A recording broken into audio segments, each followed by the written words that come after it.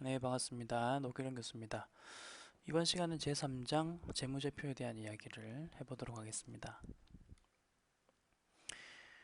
먼저 재무제표 같은 경우는 우리가 재무제표에 무엇이 있는지부터 한번 생각해 보면서 다시 이야기해 보겠습니다.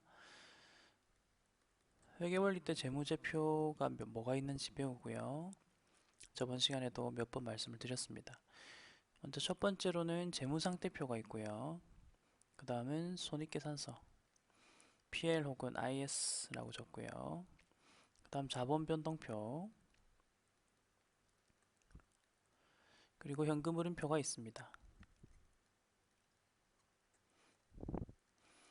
그리고 추가적으로 주석도 재무제표다라고 표현을 하는데요. 먼저 재무상태표 같은 경우는 키워드 두 가지를 기억하시기 바랍니다. 일정 시점에 혹은 특정 시점에 재무상태를 나타냅니다. 재무상태. 그다음 손익계산서는 포괄손익계산서라고 하고 있는데 줄여서 그냥 손익계산서로 하겠습니다. 손익계산서는 일정 기간의 경영성과죠. 그 다음 자본변동표와 현금흐름표 둘 다 일정 기간입니다. 그리고 자본변동표는 자본의 변동을 나타낸다라고 하고 현금흐름표는 현금의 흐름을 나타낸다고 합니다. 여러분들이 이 내용을 우선 좀 기억을 하셔야 되는데요. 특이점은 재무상태표만 일정 시점이라고 써 있다는 거죠. 그리고 시점은 1월 1일 혹은 12월 31일처럼 날짜로 표현이 가능하고, 자, 그다음 일정 기간 같은 경우 혹은 특정 기간 같은 경우 1월 1일에서 12월 31일까지를 나타내는 거죠. 이런 식으로 기억을 하시기 바랍니다. 자, 주석 같은 경우는 각종 재무제표를 추가적으로 설명하는 건데요. 키워드는 별지입니다. 별도의 종이란 뜻이죠. 지금은 전자화가 다 돼서 별도의 종이가 아닌 뒤에 새로운 추가 내용을 메뉴에 넣는 거를 말하긴 하는데, 자, 별도의 이런 내용을 통해서 무엇을 설명하고자 하는 거냐? 재무상태표, 손익계산서, 자본변동표, 현금흐름표에 그 공시를 할 때는 일정한 기준에 따라서만 해야 되잖아요. 그래서 추가적인 설명, 그리고 더 자세한 설명을 하기 위해서는 주석을 이용해서 설명을 합니다. 그런 내용이구나 라고 하시면 되겠습니다. 자, 그럼 우리 본문 내용을 가지고 설명을 해보겠습니다. 재무제표라고 되어 있고요. Financial Statement인데 보통은 줄여서 FS라고 말합니다. 그래서 FS, 재무제표는 FS입니다. 키워드 처음에는 약어들 있죠. 어, 필요한 것들은 좀 기억하면서 가는 것을 추천드리겠습니다. 자, 그러면 재무제표의 정의부터 이야기를 해보겠습니다. 정보용자, 키워드, 유용한 경제적 정보를 제공하기 위한 핵심적인 유용한 정보를 제공하기 위한 재무 보고 수단이다. 네, 수단이라는 거죠. 재무제표라는 대표적인 수단을 이용해서 정보 용자들에게 유용한 정보를 제공하는 거다. 이 단어는 앞으로 계속 볼 거예요. 회계 정의할 때도 비슷한 문장이 나오고, 그다음에 뭐 회계 목적, 재무제표 할 때 계속 나오니까 계속 반복하시면서 숙달시키시기 바랍니다. 자, 그다음 이 부분 볼 건데요. 정보 이용자의 의사 결정 기준과 재무제표의 관계. 이 말이 무슨 말이냐면 정보 이용자들은 재무제표를 통해서 어떠한 의사 결정을 하느냐, 그리고 그 의사 결정을 할 때는 재무제표에서 어떠한 정보를 이용하느냐, 뭐 그런 겁니다. 자, 여기서 기대 수익 위험이라는 단어가 먼저 나오는데요. 자, 정보 이용자들은 재무제표를 통해 기대 수익을 추정할 수가 있습니다. 그리고 그 기대 수익은 미래 현금 흐름을 이용해서 기대치를 계산하는 거고요.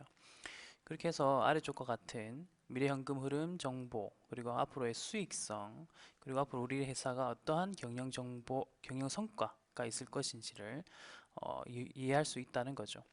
특히 여기서 경영 성과라는 말은 손익계산서와 연관이 되어 있다. 다른 말로 손익계산서를 통해서 경영 성과를 파악할 수 있다는데, 위에 아까 전에 제가 적어 드렸던 거 보시면 손익계산서는 경영성과라는 키워드가 있었죠. 그래서 지금 현재 상태의 여러분들은 이 재무제표 5가지를 좀 암기를 하시면서 동시에 키워드들 있죠. 각 재무제표들의 키워드들 암기를 하시기 바랍니다. 제가 암기하라는 거는 나중에 시험에도 나올 수 있다라는 뜻으로 받아들이셔도 됩니다.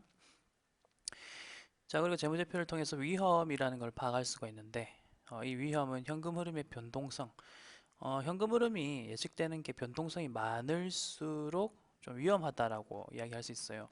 왜냐하면 앞으로 계속 100억씩 벌 것이다 라고 하면 이제 안정성이 있는 건데요.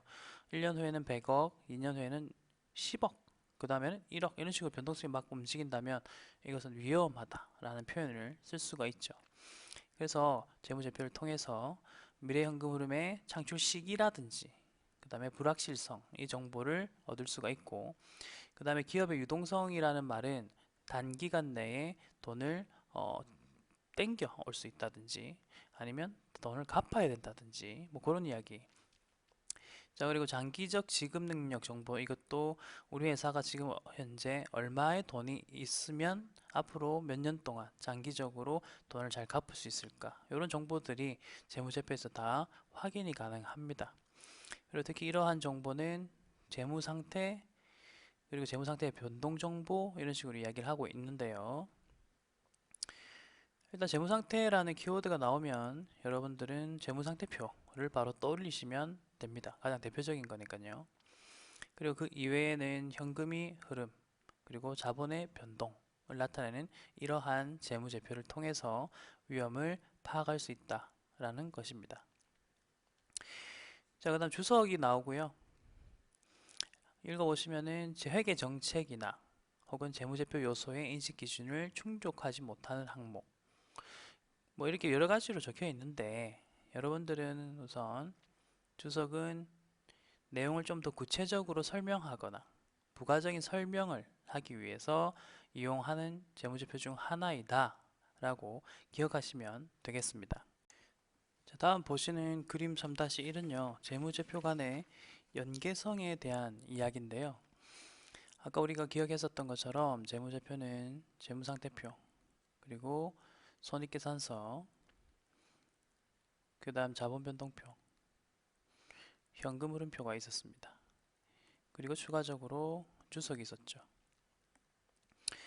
그리고 제가 키워드로 말씀드린 게 재무상태표 같은 경우는 일정 시점이라는 표현을 썼습니다. 시점. 그리고 손익계산서부터 현금흐름표까지는 일정 기간이라는 표현을 썼었습니다. 자, 이처럼 키워드들을 먼저 기억하시면서 밑에 있는 그림을 보시면 좋고요. 여기 재무상태표가 2가지가 나와 있죠. 차이점은 기초 재무상태표이냐 기말 재무상태표이냐의 차이입니다. 우선 기초 재무상태표라는 말은 1월 1일의 재무상태표라는 뜻이고, 기말 재무상태표라는 말은 12월 31일의 재무상태표라는 뜻이 되겠죠. 자, 그리고 재무상태표는 각각 T 계정으로도 이렇게 나타낼 수가 있는데 1월 1일 이렇게 적으시고요. 그 다음 자산, 부채, 자본, 그 다음 기말도 마찬가지로 재무상태표 12월 31일 적으시고 자산, 부채, 자본이죠. 회계원리에서 이런 걸 배웁니다. 1월 1일의 자본은 기초자본, 12월 31일의 자본은 기말자본이라 하는데 둘 사이에는 특정한 관계가 있다라고 하면서 어떠한 관계냐면 수익을 더하고 그 다음 비용을 뺀다라고 돼 있어요. 그렇게 하면은 기말자본이 된다. 뭐 그 이외에도 추가 출자액을 더하거나 혹은 배당금을 빼거나 그 다음에 기업 주의 사장이 인출해간 돈, 인출금을 빼거나 이런 식으로 계산이 되는데, 자, 수익 비용에 집중해서 말씀을 드리겠습니다. 이 수익 비용을 보시면은 어디에서 나오는 요소이냐? 바로 여기 손익계산서의 요소입니다. 수익 빼기 비용은 이익이니까요. 그렇기 때문에 이 재무상태표와 손익계산서의 관계는 그림으로 직관적으로 이렇게 설명을 할 수가 있습니다. 수익계에서 비용을 뺐을 때 플러스면 이익이고요. 만약에 마이너스면 손실이라고 할 수가 있습니다. 자, 이처럼 여러분들은 재무상태표와 손익계산서 간의 긴밀한 관계를 먼저 이해를 하시고요. 그 이후에 자본변동표와 현금흐름표는 어떤 식으로 연관이 될까를 생각해 보자는 건데요.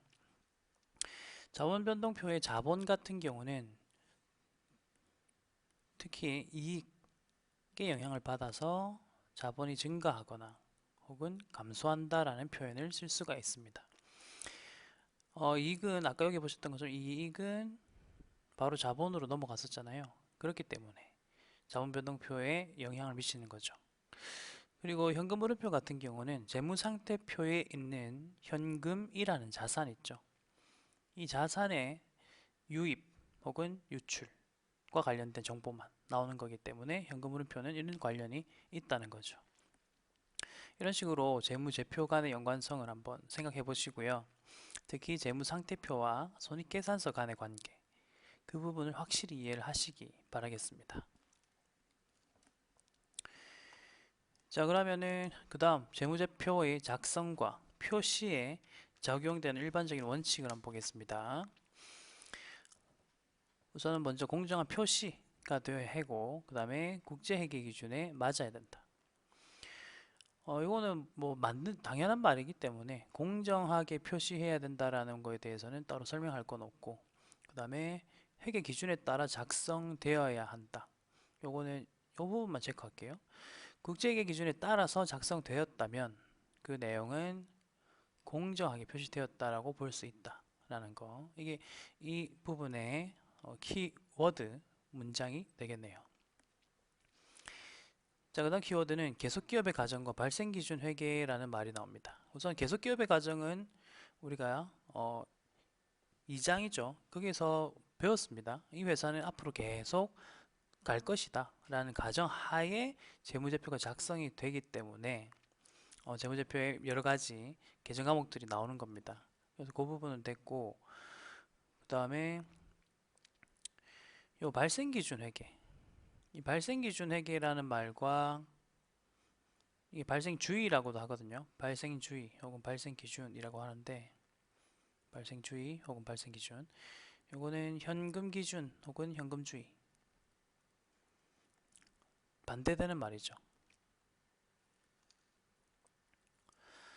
이 내용 또한 여러분들이 회계원리수 시간에 다 배웠다라고 생각합니다. 우선 발생주의, 발생기준이라는 뜻은 사건이 발생한 당시 바로 회계 처리를 해버리는 겁니다.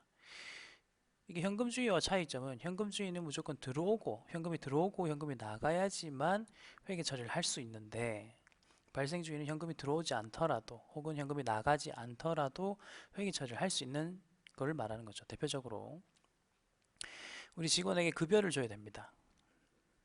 그럼 보통 차변에 급여, 그리고 돈을 줬다면 대변에 현금이라고 쓰겠죠. 자, 그런데 월급날이 되었는데 만약에 돈을 주지 못했다면 현금주의에 의하면 돈을 주지 않았기 때문에 회계 처리를 할 수가 없습니다. 하지만 발생주의에 따르면 돈을 주지 못했더라도 미지급 비용 처리를 할 수 있다는 거죠. 이런 식으로 회계 처리하는 게 바로 발생주의죠. 각각의 장단점이 있는데, 그래서 기본적으로 회계는 발생주의를 따르고요. 현금주의를 따르는 것은 하나 있습니다. 현금흐름표.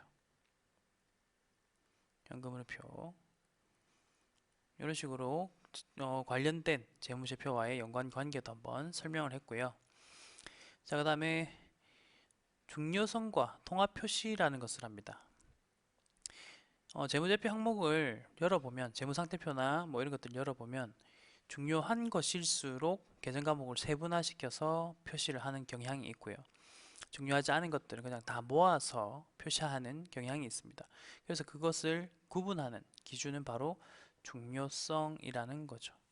여기 보시다시피 중요성이 없는 것들은 합쳐버린다. 그래서 표시를 한다라는 내용입니다. 다음으로 보실 부분은 회계에서 상계라는 말이 있는데요. 차변 요소, 대변 요소가 있으면 그것을 상계해서 없애버리는 건데, 네팅을 하는 건데, 회계 기준에 따르면 자산, 부채, 그리고 수익과 비용은 상계하는 것이 아니라, 상계하지 않는다 했죠. 상계하는 것이 아니라 상호 구분한다. 함부로 상계하지 말라는 거예요. 예를 들면 내가 매출 채권이라는 게 있습니다. 매출 채권은 내가 받을 돈이죠. 외상 매출금과 받으러 합친 말이고요. 그게 100원이 있다. 그 다음 매입 채무가 있습니다. 매입 채무는 갚을 돈이죠. 외상 매입금과 지급어음 50이 있다. 그럼 이렇게 생각해 보세요. 나 받을 돈 100원이 있고 갚을 돈 50원이 있으니까 둘이 상계를 해서 각각 이렇게 해서 그냥 매출 채권 50 있습니다 라고 하면 되지 않을까? 라는 단순한 생각할 수 있잖아요. 회계에서는 원칙적으로 이렇게 하지 말라고 되어 있습니다. 각각 해라. 왜냐하면 뭐 여러 가지 이유가 있겠지만 매출 채권은 내가 한 거래처로만 붙어 있는 것이 아니잖아요. 거래처별로 다 관리를 하거든요. 매입 채무도 마찬가지죠. 다 관리를 해야 되잖아요. 그러다 보니까 이게 각각 다른 거래처들과의 관계이기 때문에 함부로 상계 처리를 하면 안 된다는 내용입니다. 자, 그리고 보고 빈도는 1년마다 보통 1년마다 결산을 하고 재무제표를 작성하죠. 그래서 일반적으로 1년마다 작성을 해야 됩니다. 그리고 비교 정보인데 이것도 이 내용은 비교 가능성 뭐 이런 거 설명할 때 앞에서 설명했기 때문에 넘어갑니다. 자, 그리고 표시의 계속성이라는 말이 나오는데요. 매기 동일한 형식으로 보고를 해라. 재무제표를 표시하거나 분류할 때는 뭐 이전기와 같게 해라, 동일하게 해라 이 말입니다. 근데 이제 예외사항이 아래쪽에 있습니다. 예외사항. 사업에 중대한 변화가 있거나 그리고 재무제표를 검토해봤는데 다른 방법이 더 좋으면 조금 표시하는 방법 이런 것들을 좀 다르게 할 수 있다라는 거고요. 혹은 국제회계 기준에서 기준을 딱 살펴보니까 우리 회사의 재무제표가 표시 방법이 기준에 좀 맞지 않네 라는 판단이 든다면 KIFRS 국제회계 기준의 방식에 따라서 변경을 할 수도 있다는 내용입니다. 다음은 재무제표 식별과 관련된 내용입니다. 각각의 재무제표를 식별을 더 잘하기 위해서 어떤 방식으로 표시를 하는가. 자, 재무제표 주석, 항목 페이지 등에 대해서 적절한 제목으로 표시를 한다. 뭐 단순하고 간단한 내용들입니다. 자, 아래쪽 이 부분이 좀 읽어보겠습니다. 재무제표에는 다음 정보가 분명하게 표시되어야 하는데 먼저 기업의 명칭 이게 가장 중요하죠. 예를 들어 삼성전자면은 위에 삼성전자 이런 식으로 기업의 명칭이 확실하게 적혀 있어야 되고 그 다음 이게 개별 재무제표인지 혹은 연결 재무제표인지에 대해서도 표시를 하여야 한다는 거고 이거 이따가 다트를 통해서 잠깐 보겠습니다. 그 다음 보고 기간 또는 종료일이 나와야 되고 그 다음 표시 통화 표시하는 통화가 원화냐 뭐 무슨 화냐인데 보통 우리나라에서는 원화로 하죠. 자, 그 다음에 금액 단위인데 요거는 예를 들어 100만 원의 경우는 이 정도 금액 그 길이니까 괜찮은데 그 다음에 1000만 1억 10억 1금액 같은 경우 길잖아요.